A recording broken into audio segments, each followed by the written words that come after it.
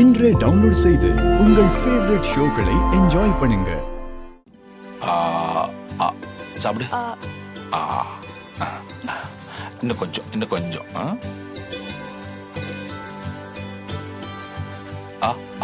போதும் தாத்தா. ஒரு வாய்மா, ஒரு வாய் சாப்பிடு, ஒரு வாய். இந்தா கொஞ்சம் சாப்பிடு, ஒரு வாய் சாப்பிடுமா, ஒரு வாய் சாப்பிடு. போதும் தாத்தா. என்ன போதும்? சாப்பிடு. இன்னும் எத்தனை நாளைக்கு தாத்தா கையில சாப்பிட போற? இந்தா. தாத்தா. ஆமா, நீ கல்யாணம் ஆகி போயிட்டா தினமும் தாத்தா வந்தா ஊட்ட போற. இன்னும் 2-3 நாள் தானம்மா. சாப்பிடுமா, சாப்பிடு ப்ளீஸ். சாப்பிடுமா, சாப்பிடு சாப்பிடு சாப்பிடு.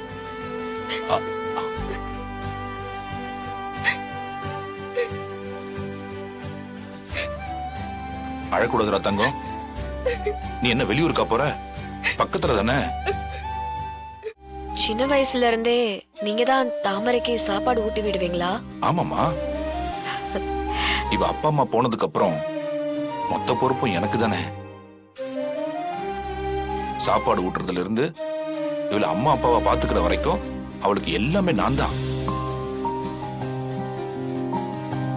என் கைக்குள்ளேயே வச்சு வளர்த்த புள்ள இவ்வளவு பெரிய ஆளாகி கல்யாணத்துக்கு தயாராயிட்டா. இத்தனை வருஷத்துல ஒரு நாள் கூட நான் சாப்பாடு ஊட்டாம அவ சாப்பிட்டதே இல்ல. ஒத்த ஆம்பளையா ஒரு பொண்ணை வளர்த்த ஆளாக்குறது ரொம்ப கஷ்டம் இல்லைங்கய்யா? கஷ்டம்னு சொல்ல முடியாது, எனக்கு அது பாக்கியம்னு நினைச்சுக்கிட்டேன். என் மரியாதை, என் கௌரவம், என் சந்தோஷம் எல்லாமே என் தாமரை தான். எல்லாரும் இந்த ஊரோட அடையாளமா இந்த சிவதானுவ சொல்லுவாங்க. ஆனா என்னோட அடையாளம் என் தாமரை தான்.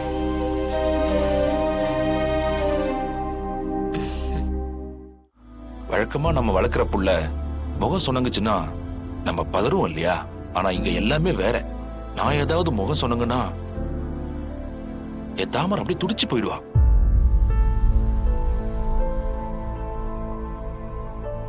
இதுவரைக்கும் என் மனசு நோகிற மாதிரி என் தாமரை எந்த தப்பும் செஞ்சதில்லை. தாத்தா, நான் கூடவே இருக்கிறேன் தாத்தா. நான் எங்கேயும் போகல. கழுத, என்ன இது? அப்படிலாம் சொல்லக்கூடாதுமா. நாளைக்கே உனக்கு கல்யாணம் ஆகி உனக்கு ஒரு புள்ள பிறந்தா அதையும் நான் வளர்ப்பேன்ல. அந்த பாக்கியத்தை எனக்கு கொடுத்தாயி. வெளியூர்ல கட்டி கொடுக்கறதா இருந்தா கொஞ்சம் பதட்டமா இருக்கும். இது உள்ளூர், நமக்கு தெரிஞ்ச பையன் தானே. அந்த நம்பிக்கையில தான் நான் இந்த கல்யாணத்துக்கே சரின்னு சொன்னேன். என்னதான் இருந்தாலும் நீங்க கூடவே இருக்கிற மாதிரி வராது இல்லையா? அதான் புள்ள கலங்கி நிக்குது.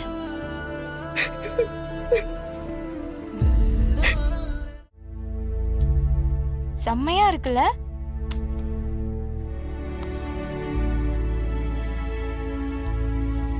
உன் தாத்தா எவ்வளவு நகை வாங்கி வச்சிருக்காரு பாத்தியா? எல்லாத்தையும் போட்டு அலங்காரம் பண்ணிட வேண்டியதான். என்னாச்சு இவளுக்கு? ஏன் அப்செட்டா இருக்கா? ஏய், என்னடி ஃபீலிங்கா? இந்த ஃபீலிங் எல்லாம் 4 நாளைக்கு தான். கல்யாணம் பண்ணி உங்க வீட்டுக்கு போனதுக்கு அப்புறம் நீயும் அந்த பாண்டியனும்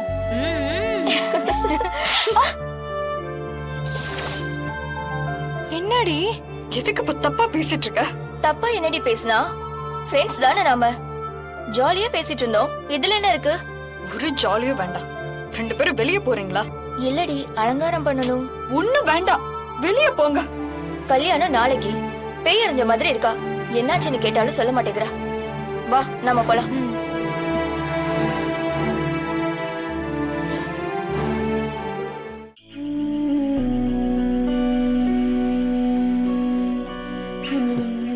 தாமரை,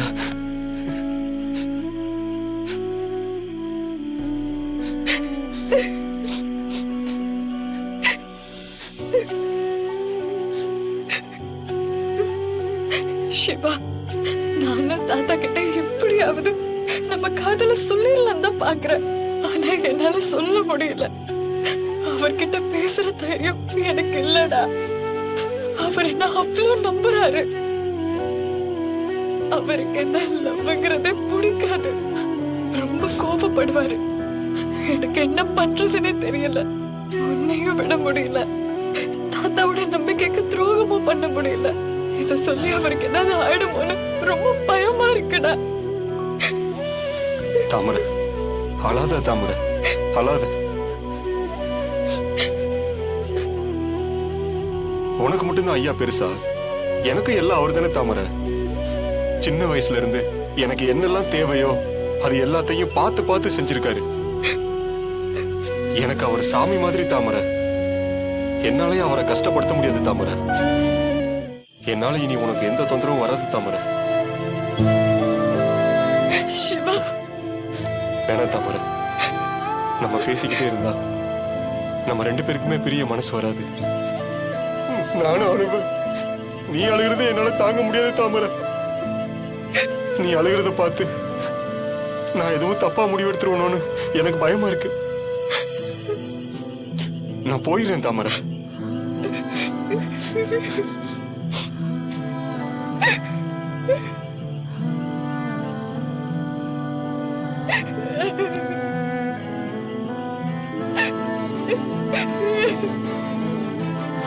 தாமரை,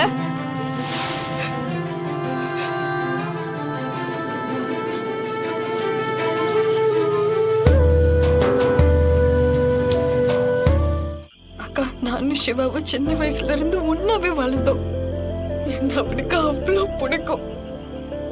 அவனையும் எனக்கு ரொம்ப பிடிக்கும். நாங்க 2 பேரும் தான் சேர்ந்து வாழ போறோம்னு மனசுல ஆசைய வளர்த்துட்டோம்க்கா. தாத்தா கிட்ட சொல்லலாம்னு யோசிக்கும் போது தாத்தா திடீர்னு இப்படி ஒரு சம்பந்தத்தை பேசி முடிச்சிட்டாரு. இதுக்கப்புறம் இத சொல்ற தைரியம் எங்களுக்கு இல்லக்கா. காதலிக்கிறவங்க கோலையா இருந்தா அந்த காதல் தோத்துதான்க்கா போவோம். அதான் எங்க நிலைமை. சரி அழாத. நான் வேணா உங்க தாத்தா கிட்ட பேசி பார்க்கட்டுமா? ஐயோ வேண்டாக்கா. தாத்தாவால இதை தாங்கிக்க முடியாது.